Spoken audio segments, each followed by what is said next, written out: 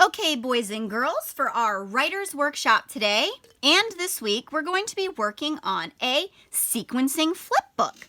So you're going to take this packet out. You have this on the front. I want you to take it off, okay? These are just directions so you can kind of see how it's made. And I want you to take that off as well. And now what I want you to do is I want you to take these two top pages and detach them and set this aside. We won't need this today, okay?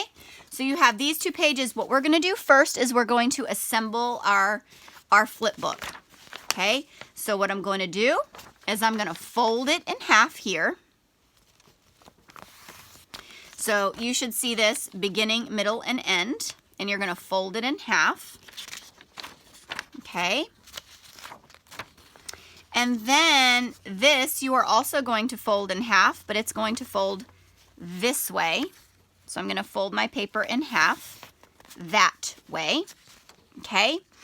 And now what I'm going to do is I am going to glue the two papers together. So I'm taking both papers. So when I fold it down, I'll see beginning, middle, and end. When I fold it up, I will see pictures. Well, they're blank now, but we're going to glue the pictures in a minute. And I'll see writing sentences. So it should look like this, then this. So what I need to do is I need to glue this paper to this one. So I'm going to turn my paper around. I'm going to put glue on all four sides, just like this. Make an X in the middle.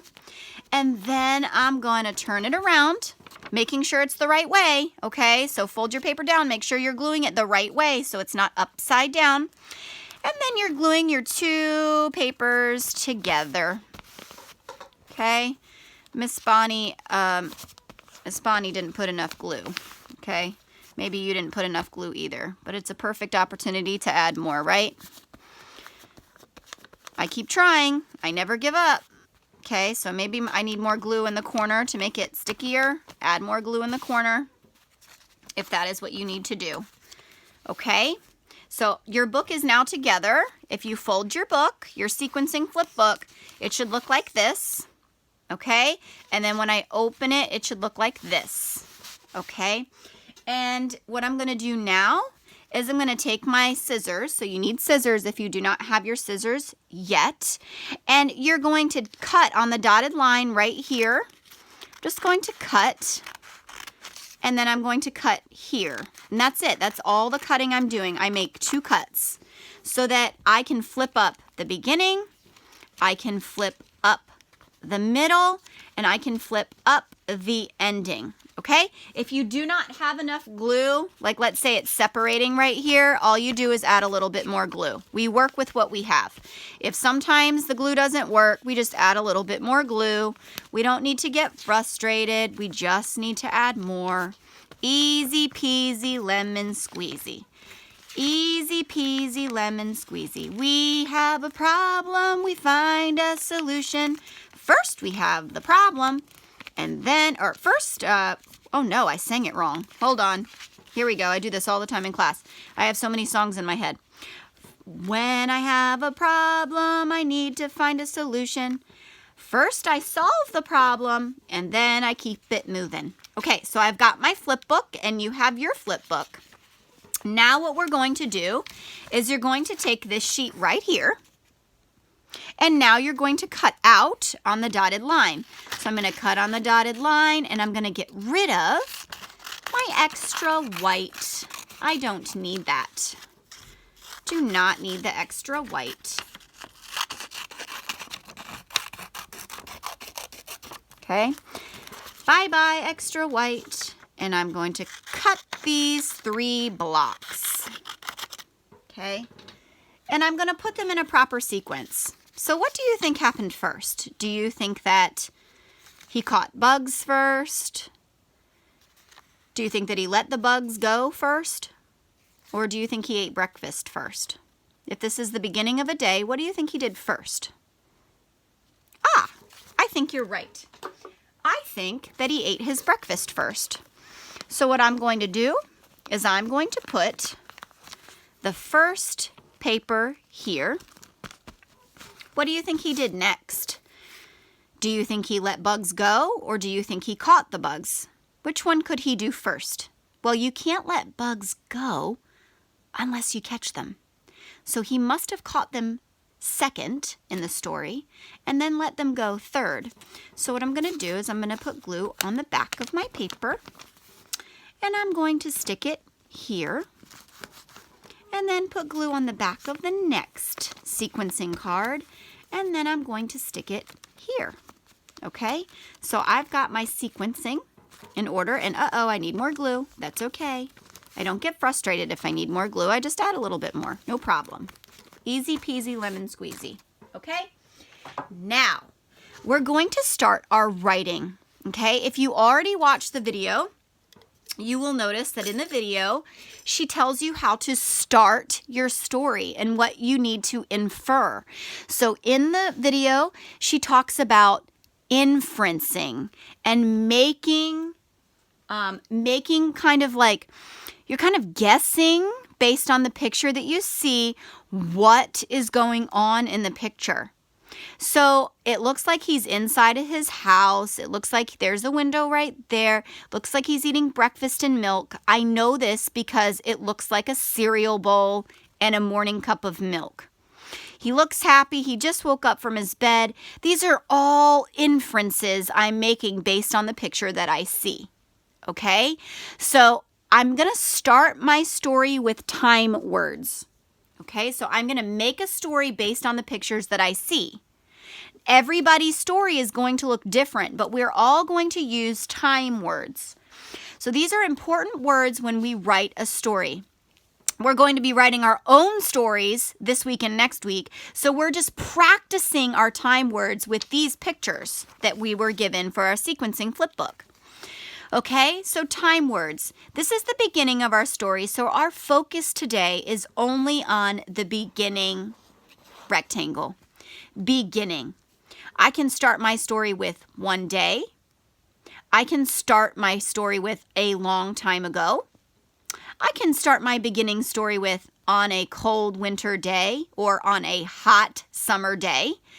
I can start with any one of these sentence starters for the beginning of my story. So what I'm going to choose is I'm going to choose one day.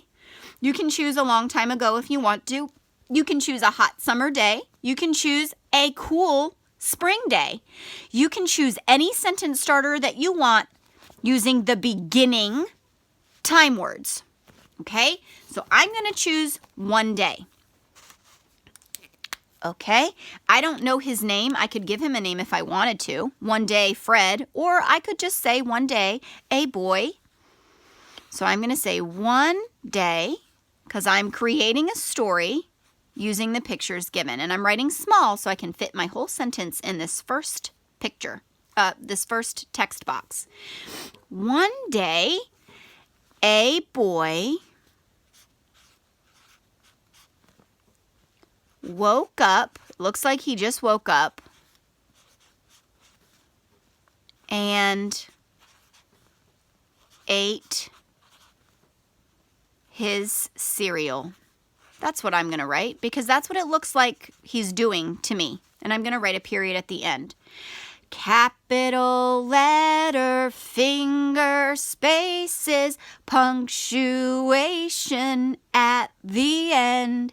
Okay, so I have a capital letter, finger, spaces, and punctuation at the end. Notice I made my own little inference. It looks like he's eating breakfast and he just woke up. That's what it looks like to me, so that's the story I'm creating because everyone's story is going to be different. If it looks different to you, then you can write something different. You are using this picture to create a story. Okay, you get to be creative. So my story says, one day a boy woke up and ate his cereal. I know that there's a window here, and I know that second in my story, it looks like there are bugs inside the jar. So what I might say, he saw something when he looked out the window. Or he saw bugs when he looked out the window. See these little tiny dots outside? I bet he spotted those bugs and thought, oh, I want to catch those bugs. So what I'm going to do is I'm going to make an inference that he saw bugs outside the window, because the next thing I'm going to write tomorrow is going to say what he did with the bugs. But today I'm just writing that he saw something out the window, because I know next he caught bugs. So he must have seen them in the window. So one day a boy woke up and ate his cereal. He saw flying bugs in the window. Period. One day a boy woke up and ate his cereal. He saw flying bugs in the window. So this is the beginning setup to my story. Just like the puppet talked about in the video that you just watched. You're setting up your story. One day a boy woke up and ate his cereal. He saw flying bugs in the window. I'm making sure I didn't miss any words. I'm making sure I have capital letters in the beginning of my sentences. And I have punctuation at the end, finger spaces in between. And that is all we're doing today. Your words are going to look different than mine. Take a picture of this. Just take a picture of this part so I can see that you put it together, and you can color this picture today as well, but do not move on to anything else. I don't want you to keep going. Those are tomorrow's lessons because we're going to use different time words tomorrow.